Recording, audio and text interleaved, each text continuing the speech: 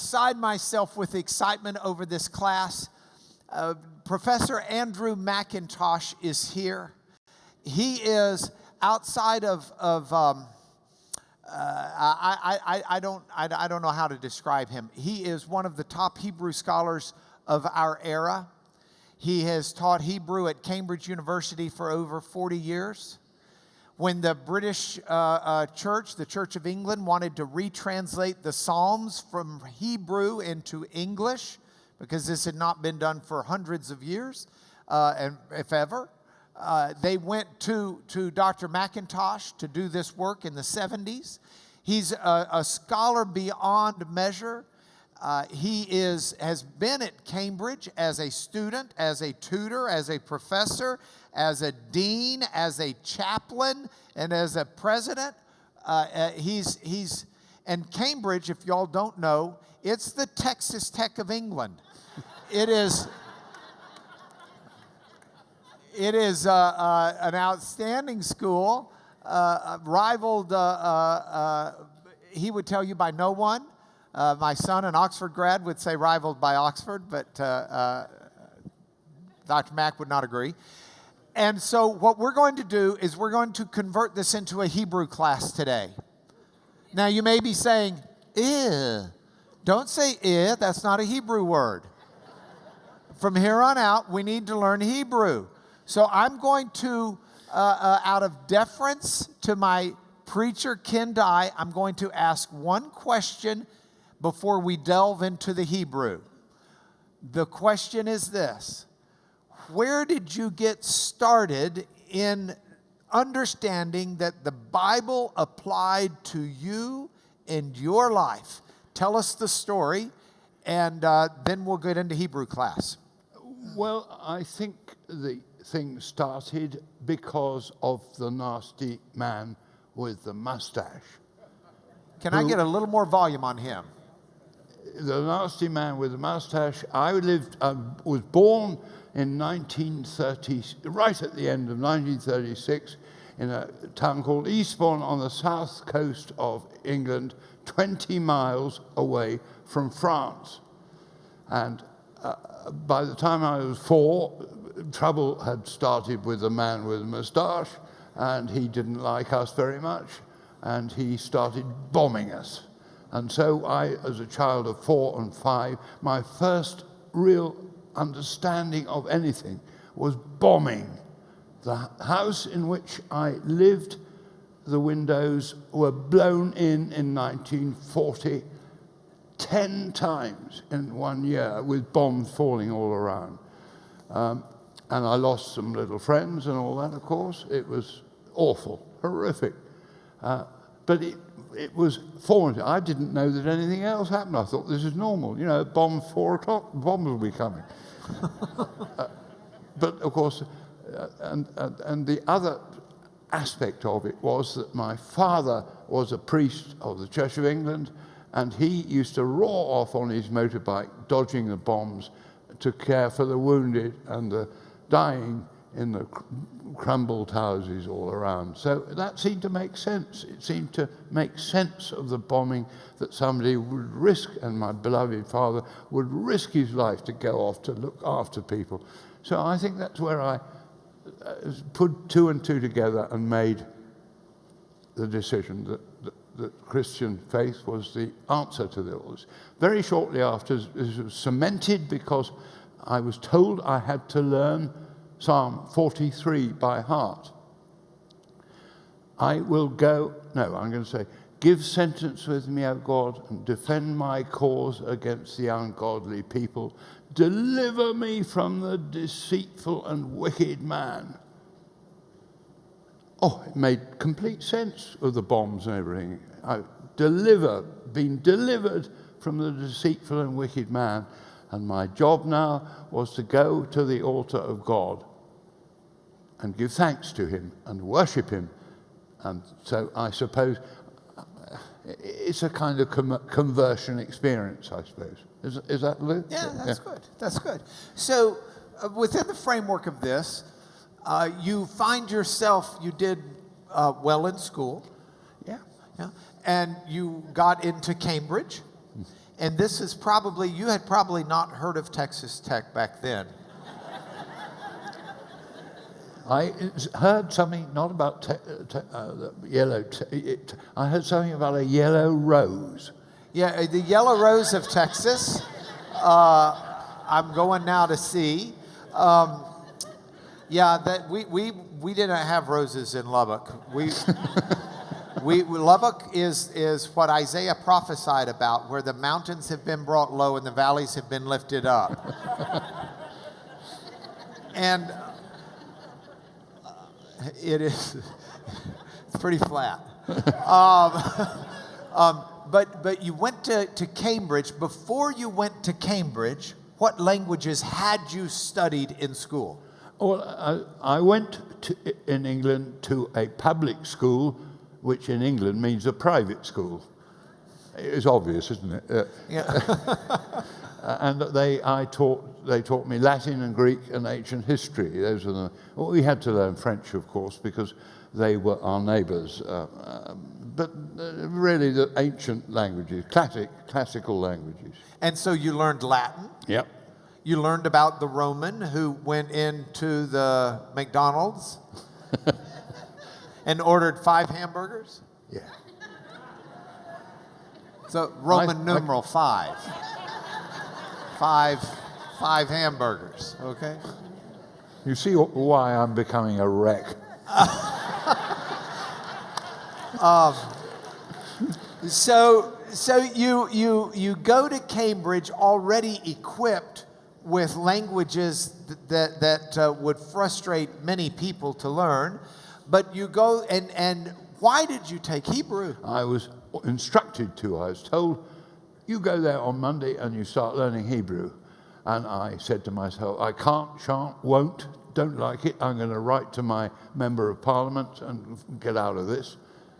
But I did do it, and it was the best thing that ever happened to me because it dictated the rest of my life. And the moral of this is you need to force young people to do things sometimes because otherwise they don't know what's out there. We've got some twins down here, Oliver and Ava, who are homeschooled. And do your parents ever force you to do anything? To learn things you don't want to? Yes, sir. See, they're doing it because they love you. Okay, so teach us some Hebrew, please. Right, I think the way to do this is to teach you a Hebrew song. And it's very simple, and it's a psalm. It's the first verse of Psalm 133. And when I was a young graduate student, I won a scholarship to Israel. It was an unusual thing to do in those days. But in 1960, I went to Israel and I learnt to speak the modern language, and I picked up 1 or 2 songs, as one does. And here I'm going to pass it on to you. The first verse of Psalm 133. Now you've got to copy me, but before you are too enthusiastic and start singing before I've taught you, that's not a good thing. You've got to listen first. Okay, here goes the first phrase.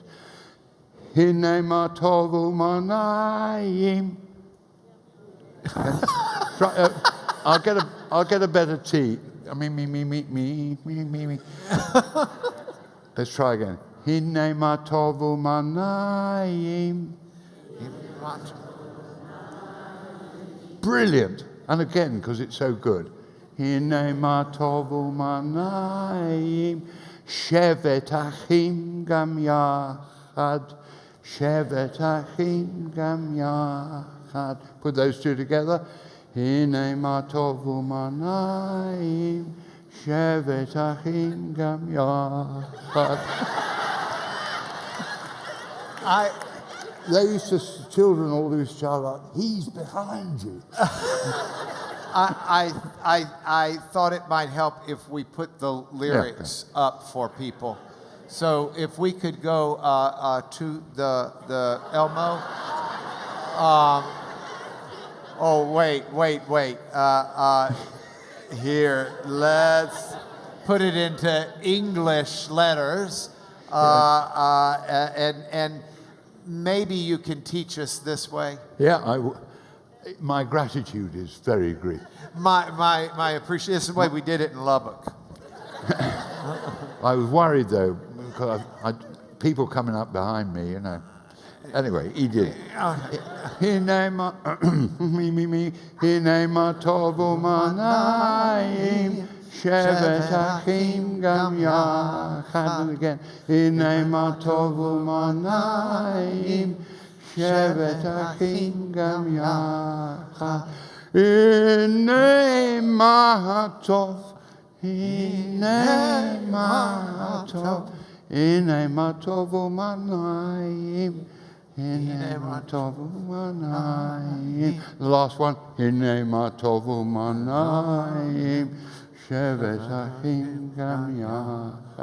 you're only learning a few words, but that's exactly how they sing it, words at a time. So let's try and put it together now. Do you think you're up to it? I'm looking for guts. I'm looking for military qualities. I'm looking for guts, initiative, and sheer physical fitness. Hine matovu manayim shevet achim gam yachad. Hine matovu manayim shevet achim gam yachad. Hine matov. Hine matovu manayim, hine matovu manayim, shevet achim gam yachad. End all. Okay, now you've got to translate it so they know what they're singing. Hine. Hine means behold. Behold. Behold. I always used to teach my students who were going to visit perhaps a rather special girl that they should knock on the door, and when the girl put her head round, they should say, Hineni, behold me. that seems a very romantic way of introducing yourself, to say Hine with me on the end is Hineni. Can we have it together? Hineni. Here am I. And who said Hineni? Who? Somebody very important said. I'm not talking about girlfriends and boyfriends. Some very important prophet said Hineni. Isaiah. Behold me. Send me. Isaiah 6. How about that? But what's wonderful about Hebrew, it's not just religion. It's not just, it happens in ordinary life too. First time I went to Israel, I had been brought up with the Eucharist, and the holiest part is holy, holy, holy, Lord God of Sabaoth. We say Sabaoth, which means armies. And so it was very, very pious. I went to Israel, and a blooming great tank went past with Sabaoth written on it. It was an Israeli army tank. So something that had been very spiritual to me was earthed by the reality. Extraordinary experience. Okay. Behold. Yeah. Matov. Oh, I've done only one word. I'm sorry. Yeah, no, this is good. Means how good. Tov. Matov. Mazel tov. Mazel tov. Yes, you see, you can't stop him. Mazel tov. Mazel tov. Now, that's interesting. Mazel tov means a happy conjunction of stars. We have a verse from Psalm 84 which says, righteousness and peace have kissed each other. Beautiful phrase. Righteousness and peace have kissed each other. Righteousness is in Hebrew tzedek, which is also the name of a pre-Israelite god called tzedek, and shalom is peace, which is another planet. So what's behind the beautiful righteousness and peace have kissed each other is that the planet tzedek and the planet shalom are in conjunction. And that's a happy sign. It's a happy sign from God. So, but look how beautiful the language is. Then it goes into the concept of peace and righteousness, kissing each other, being in life, in ordinary life, righteousness, proper behavior brings forth peace and reconciliation. What a beautiful language this is. Sorry, I can't say. No, Mazel Tov. The mazel means good conjunction. Yeah. Okay, Uma. U is and. Ma is again how. So behold how good, whoops, I did God. And how. Good. And how Naim. Naim is pleasant. Pleasant. The anemone flower in English actually comes from this word, pleasantness. Naim, pleasant. So all right. Pleasant, yeah. How pleasant. Shevet is to sit down or to dwell, but you want to imagine a campfire with everybody sitting around it. That's sitting. Achim is brothers. So brothers sitting together, gam yachad, all together, yachad. And Mark made a very good comment on that when I did it before. I was going to throw out a different comment this time because we just did this at the other campus. You're singing better than them. We've you're going to be real careful. This one goes on the internet. I usually say those things to them when it's not on the internet. Shevet. Yeah. We've got some Jewish folks in here, and they know when someone dies, you go sit Shiva with the family. Same word, same concept. Yeah. Sitting to receive the mourners. Yeah. So Shevet, Achim, Gam Yachad. Yeah. Yachad with Echad is one. That's a brilliant remark. It's one. Sitting at one. Yeah. Sitting as one. Yeah. Okay, so this is what we would commonly, most of our translations are, behold how good and pleasant it is when brothers dwell in unity. Yeah. But we know it as Hine Matov Umanayim Shevet Achim Gam Yachad. That's lovely. Yeah, very good. Thank you. We got it. Yeah. Okay, now you'll have to sing it one more time before I go. Want to do it now or you want to do it at the end of class? Yeah. All right, I'm going to stay up here for just a moment because we have some more Hebrew, but before we get to the Hebrew, we have someone who has sent you a greeting. So if you will put the first picture up on the screen, please. While we are here today, the gentleman in the camouflage, kneeling with all of these students from Lipscomb University, my alma mater, go Bisons, that is General Alexander McIntosh, good Dr. McIntosh's son, who is stationed in Jordan, a brigadier general or something, of the Welsh Guard, who has been stationed in Jordan and is meeting with some students of a friend of mine, and they have been, your son has been gracious to host them, but when your son found out I might post this, he had something very short to say to you. What was that? Well, let's go to the next and see if you can, okay, and hit play, if possible. Yeah, go down, there you go. Hi.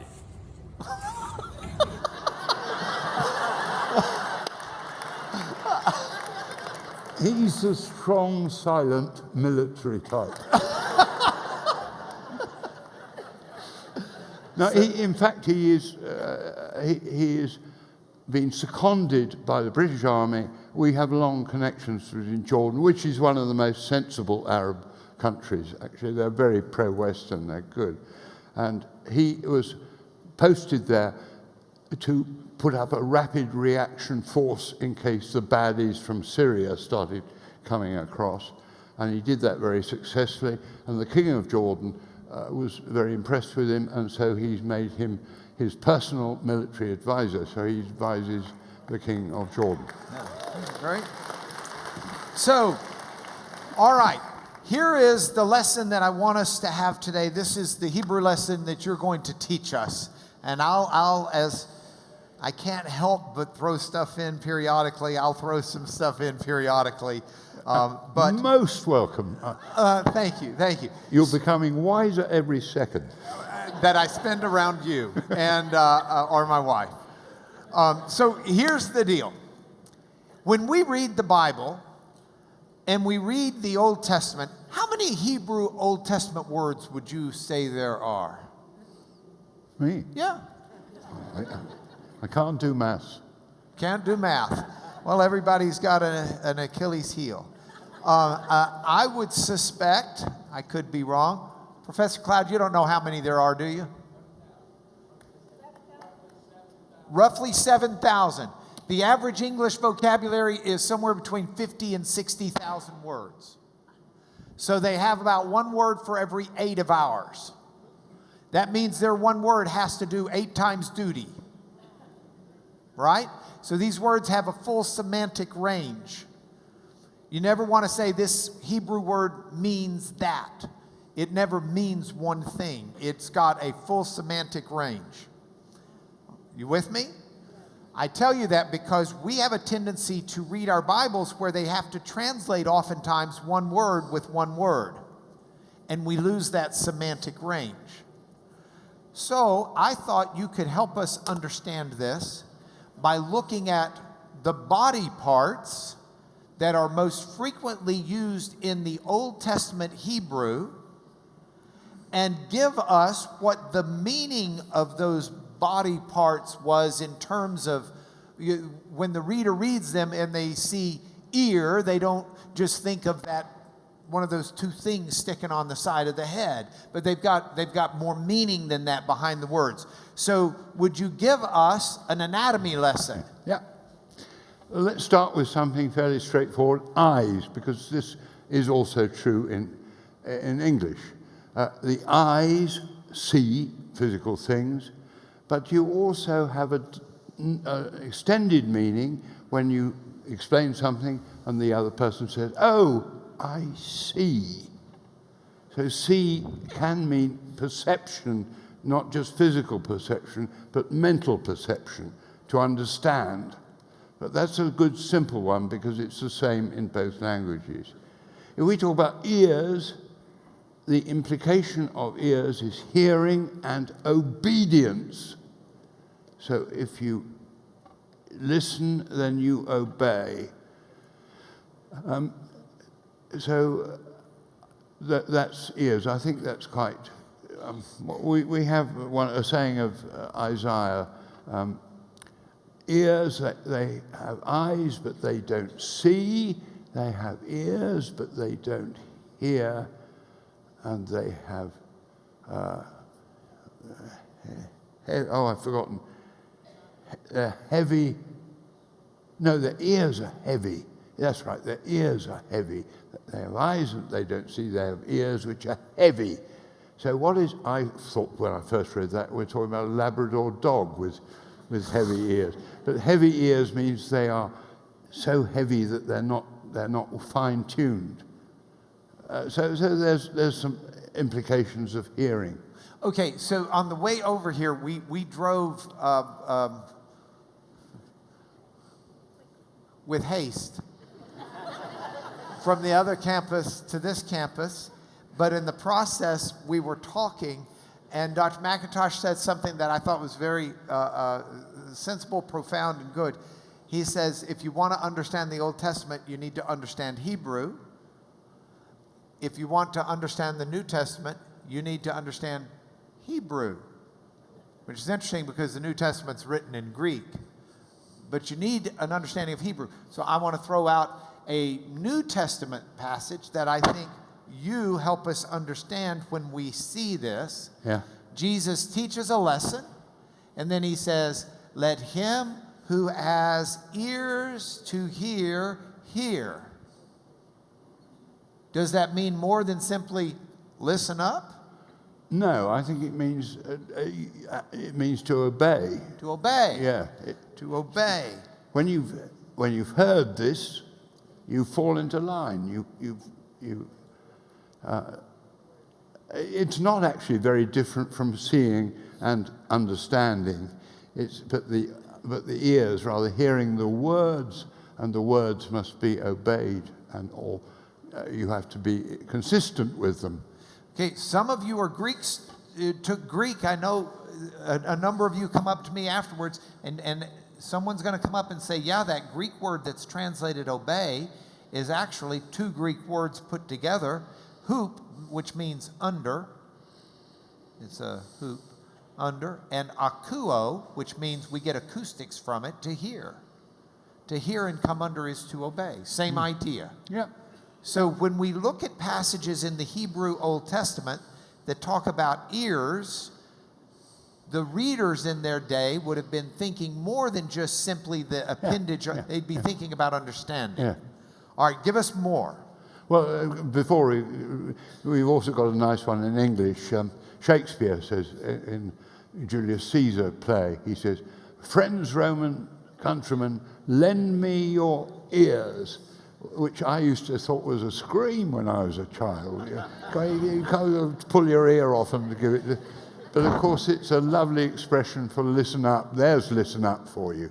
Yeah. Okay, I was going to grab a passage out of Psalms where it says,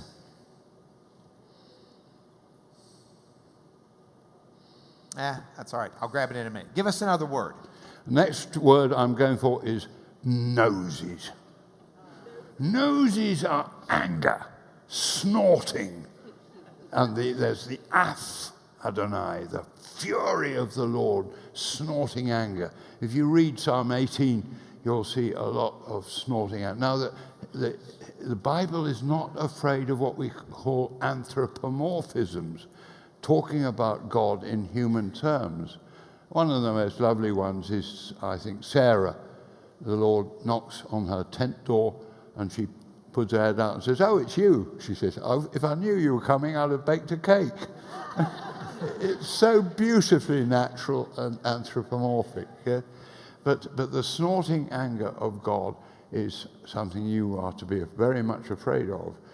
And so the nostril, the snorting nostril, is a symbol of anger. And it says that when God has been angry and he lets up, do you know what the old King James said? It says, God repented of the evil. That's very strange English. But that's what King James says. It means he relented. He stopped being angry. And the word which expresses that change from anger to calmness is a breathing word. He breathes deeply in respect of himself and so calms down. And the same word is there in Isaiah 40.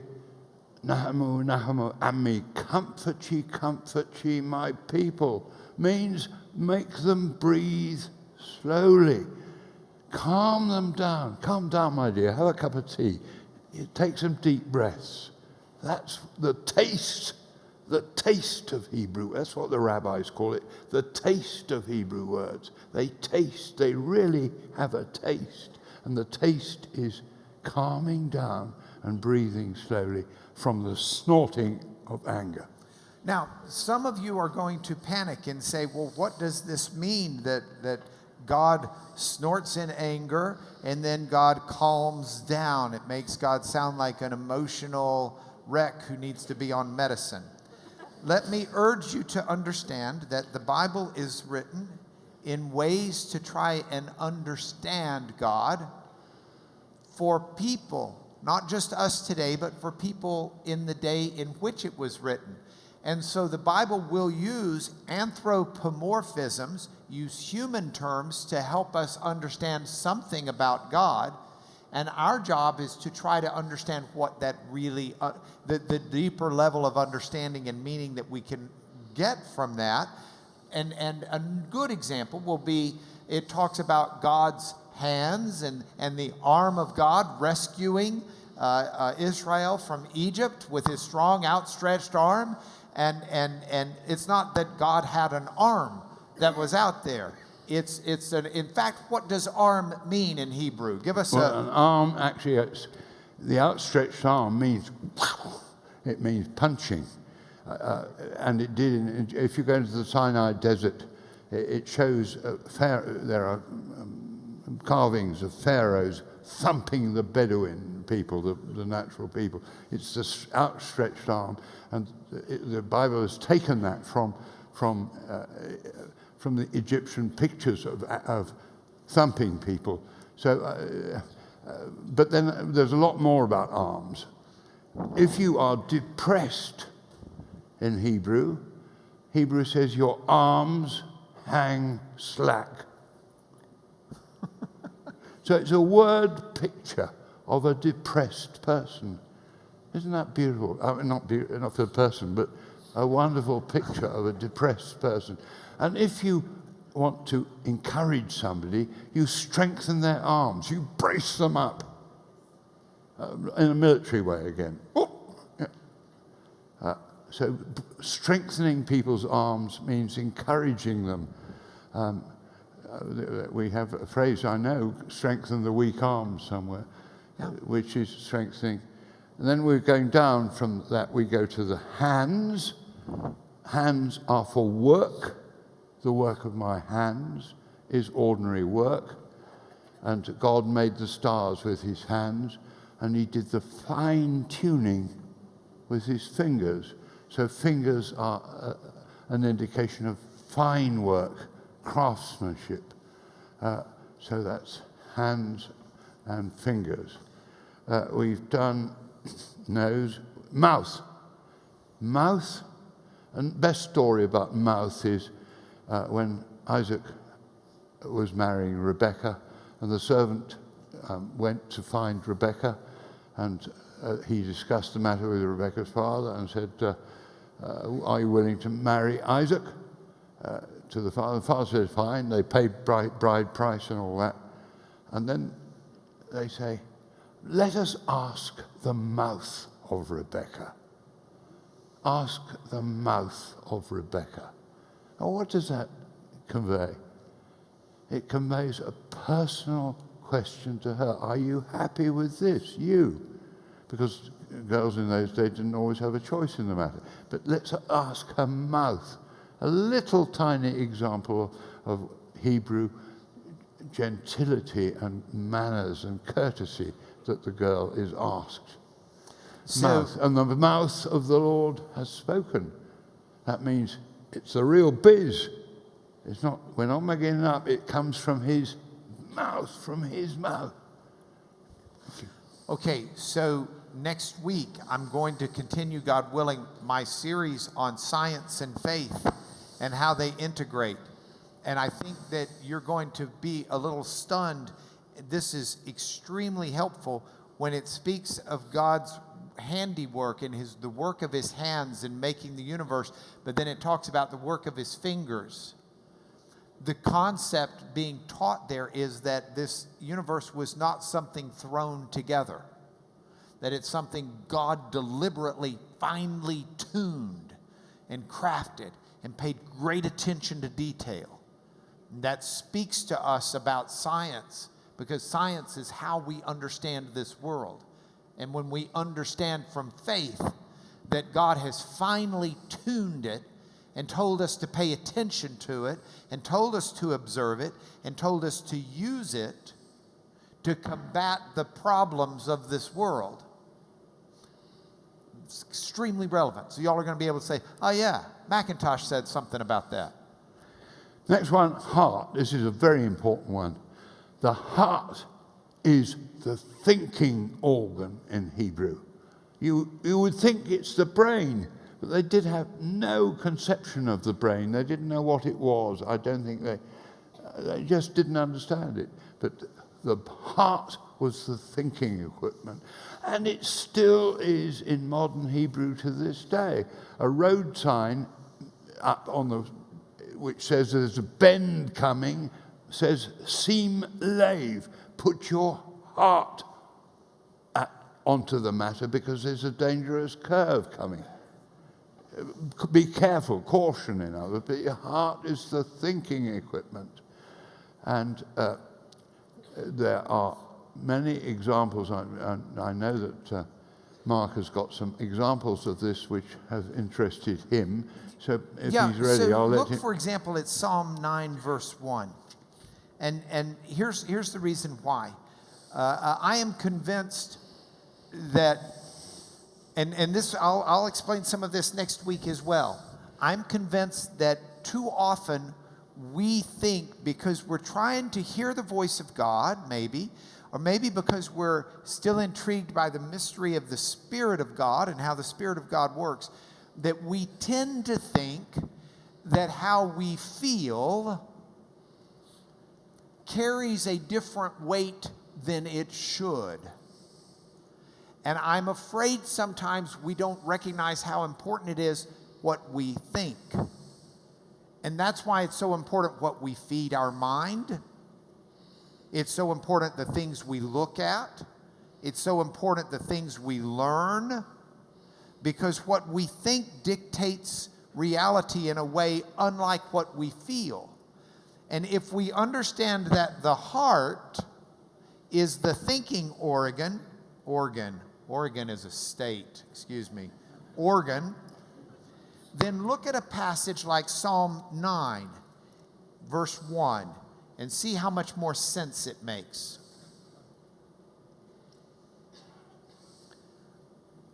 I will give thanks to the Lord with my whole heart.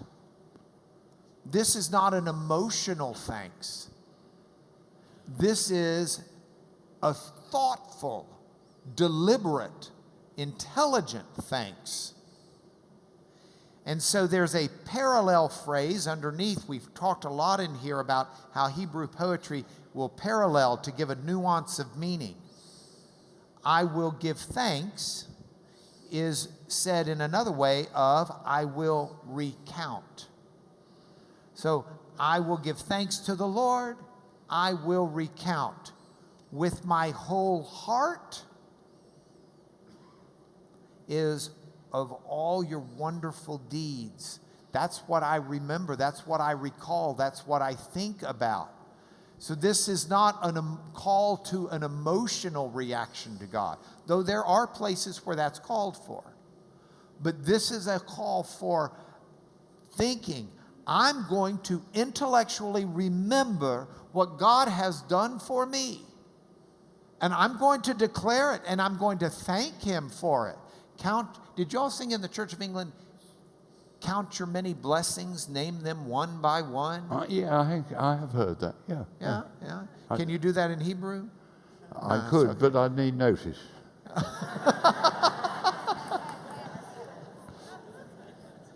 It's just so important. Okay, so if the heart in Hebrew is the thinking organ, yeah. Where's the feeling? Coming to it, again, Mark was absolutely right.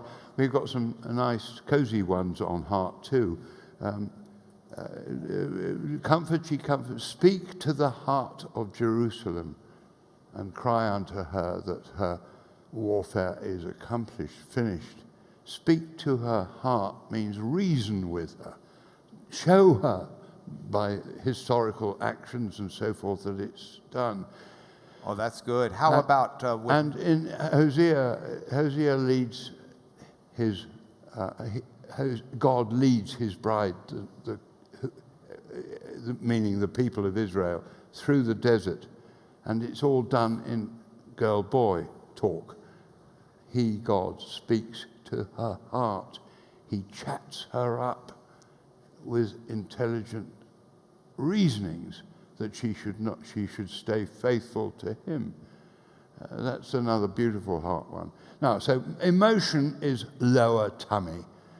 The bowels. I've got to be a bit careful. There are nasty words here, aren't there? But guts, I think is acceptable. Is that? I'm not being impolite if I say guts. No, guts. Well, it means the lower tummy in the Alfred Hitchcock in the shower sense. I mean, yeah, I mean, the real terror, you feel it at the bottom of your tummy. So very strong emotion is connected to the emotions, as is, that's terror, as is compassion, warm compassion for people, almost love for people. And that gave rise to a very curious translation of the New Testament in the King James version, which says, "Brethren in the bowels of Christ." Pretty awful, isn't it? But what they mean is that we are brothers in the compassion of Christ. But they're using, again, body language, you see, translated literally from Hebrew into English, which gives a really rather unpleasant translation. But if you know what it is, you know what he was trying to say, that we are, all of us benefit by the immense compassion and mercy of Jesus. And so you have to know your anatomy to express that, the lower tummy. Yeah, we still have the expression of having a pit in the bottom of your stomach. Yes. When you feel. Yeah. But I'm going back to heart because there's another passage that shows this wonderfully well as it being a thinking organ. The Lord, this is Noah. The Lord saw that the wickedness of man was great in the earth, and that every intention of the thoughts of his heart was only evil continually. See, the heart, that's a prime verse for helping you remember that the heart is the thinking organ. Okay, so we've got eyes, ears, nose. Oh, feet. I haven't done feet. Yeah, what about feet? They can be very quick. How beautiful are the feet of them that spread the gospel. Feet aren't, in my opinion, terribly beautiful, but they're beautiful if they're running along with wonderful good news, the gospel. So the messenger bringing the good news has feet. The feet are the thing you notice about a messenger. So feet are associated with carrying things, Yes, carrying a yes. message, A whatever message, you may be yes, yes. carrying. All right, some of you get a homework assignment for your Hebrew class.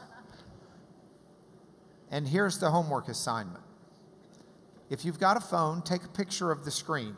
See if you can zoom in and take a picture of these words. I've written the words, the Hebrew idea, in green. In purple, I've written some fuller depth of understanding of those words in the Hebrew mind, and just some few extra notes in red off to the side. But your homework would be this. Take a picture and go find a concordance, or ask the Google Lords where to find in passages of the Bible these different words: eyes, ears, nose, arm. Sometimes you'll see them and it's pretty clear it's just talking about the anatomy. But many times you'll see them and you'll understand the greater depth, and you will find passages where you'll say, wow, I never understood that way. So if you do that, your life will be richer, and you will be well on your way, and you'll be able to tell everyone, I studied Hebrew under Dr. McIntosh at Cambridge, and you can share with them what you learned. Fair? All right. I know before we're done, we're going to do the song one more time, so I'm going to have everybody up here looking at it, but I have just a few minutes to ask you. I've got about 2 minutes before we sing the song again, 2 or 3 minutes to ask you a last question or two. You are 80 some odd years young.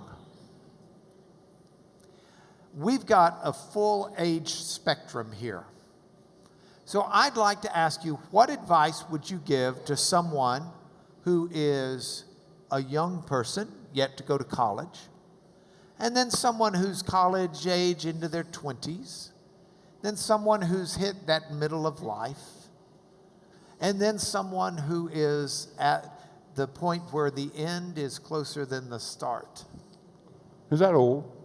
That's it. And you've got 2 minutes. Speak to us. No, would you talk to all of the different age groups? A lesson for young people, a lesson for the middle-aged, and a lesson for the olders. Well, I won't do it in order, particularly because I spent my life talking to young people. I would say get stuck into everything. Give it a go. I mean, this man, I describe this man as a whirlwind. He's a perfect example of somebody who gets on with it. And I think that's hugely important. Amongst the very successful people that I've looked after in Cambridge are people who do everything. I mean, they row in the afternoons, they play rugby, and they play soccer, and they're still studying with discipline, their personal discipline is strong, and they don't just sit there and half work and half play. It's better to work when you work and play when you play. Okay, wonderful, wonderful. Middle age, well, I've been married, so I can only speak about marriage, but I think marriage is so important the older you get. If you managed, by the grace of God, to keep together, it gets better and better. And I think that's good. I noticed Miss Carolyn's laughing, but her husband Hank is not. Just saying. Well, how many years, Miss Carolyn? 50 in August. 50 in August. Okay. I can beat you. I've done 57. Okay. She just didn't start young, she said.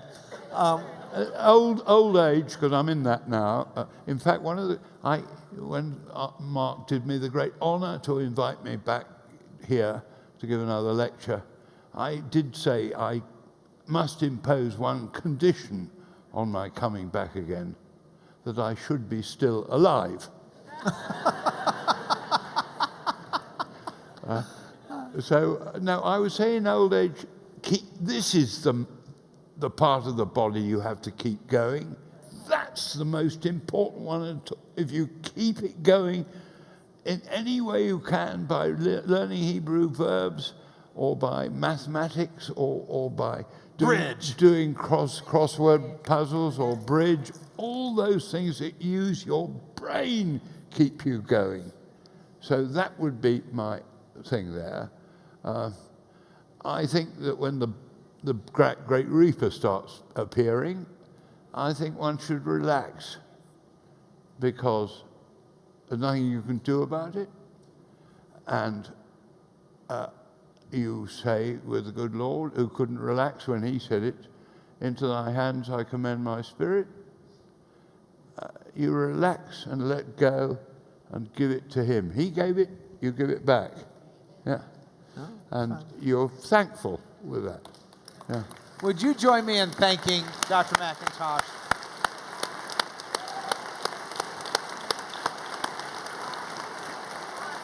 I have one last favor to ask you, and then we'll let you go. I'm sorry, everybody's going to want to talk to him, but we've got to get him out of here, and I apologize to you, but I'll give you his cell number. No, can't do that. Would you please, since everyone won't get to talk to you, would you stand up and pronounce a blessing over this class and these people listening? Yes, I will. I'm going to do the Aaronic blessing. And there's a little story about that, if I can remember. I may not. You go. You got it. A research student, an American research student who came to us from Pennsylvania to St. John's, and she was an archaeologist and biblical archaeologist, and she was digging in hell. Okay, hell. Hell, hell. but the real name of the place, which you may know from the Bible, is Gehenna. Gehenna. Ge means Valley of Hinnom. It's on the southwest corner of outside the walls of Jerusalem, of steep valley, and terrible things happened there in Jeremiah's time in the past. They sacrificed babies to idols and all that awful business went on there. And furthermore, they used to shove out the rubbish of the city into there, and so there are always fires burning there, burning up the trash. I've got to speak your language, trash. They burned the trash there, so it became the place of burning and hell, Gehenna. Anyway, this research student of ours was digging there, and she found a little cave, and she scrabbled around in the cave and picked up a ring, a silver ring. Subsequently, it was carbon dated to exactly the time of Jeremiah. That's, my mind's gone blank now. 600 BC. And on the silver ring was written the blessing. The Lord bless you and keep you. The Lord make his face to shine upon you. The Lord be gracious unto you. The Lord lift up the light of his countenance upon you and give you peace. Shalom. So that was a little bit of the Bible that we've got coming to us, not from the Bible, from outside the Bible. So this person who had the ring had it on as a little prayer that the Lord would protect, we guess it's a girl, would protect her and keep her with that lovely prayer on the ring. So the Lord be with you. You're supposed to say, and also with you. And also with you. I'll do it again. The Lord be with you. And also with you. The Lord lift up the light. The Lord bless you and keep you. The Lord make his face to shine upon you and be gracious unto you. The Lord lift up the light of his countenance upon you and give you peace this day and evermore. In the name of the Father, and of the Son, and of the Holy Ghost. Amen. Thank you so much.